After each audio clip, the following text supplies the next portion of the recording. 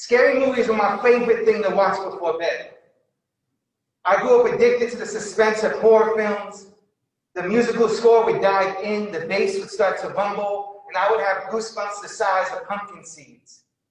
My hands would use as shudders during the final scenes when the gore made my stomach turn. I now watch the news in similar fashion. One hand covering my eye, the other hand clamped across my chest, standing pat in silence, just how they like it, still can be perceived as intimidating. Non-threatening prefers cardigans over hoodies until the cardigan is way too West Philly Will Smith and not enough Bel Air. There's a horror story waiting every time a boy is the color of a fleeting sunset, every time he steps outside the door, steps inside a car, doesn't drop to the floor quick enough for a gun to remain holstered. Peace is the seconds between a loose tongue, a heavy accent, a nervous trigger finger.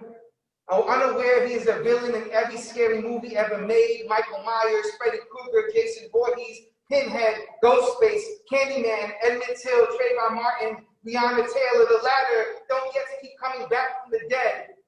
There are no sequels here.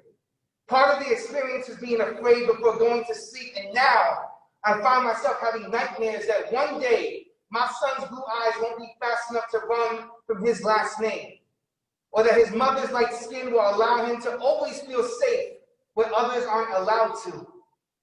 I will show him the scariest movies so he isn't confused that his milk-toned arms may make him look like all the slashers, but boy, his bones are made of bomba and sugarcane, just like his papi. Just like his papi, he will be the son of stolen land, son of stolen time, with mothers relentlessly reminding them to drive careful. Be careful, not knowing that careful is a prayer, bungee jumping in her chest until they return home. I think about how many of the bodies left at Crystal Lake had parents awake waiting. I think about how many bodies left at crime scenes had made a mother's throat a church. There used to be a shrine of chills on my back from staying up late, popcorn, butter lips, and jumping at every unexpected surprise. But now there's a chill that doesn't go away. The sun has been barricading itself behind clouds. There are suns being buried who don't match the color of clouds. Since I was a kid, I have been addicted to scary movies.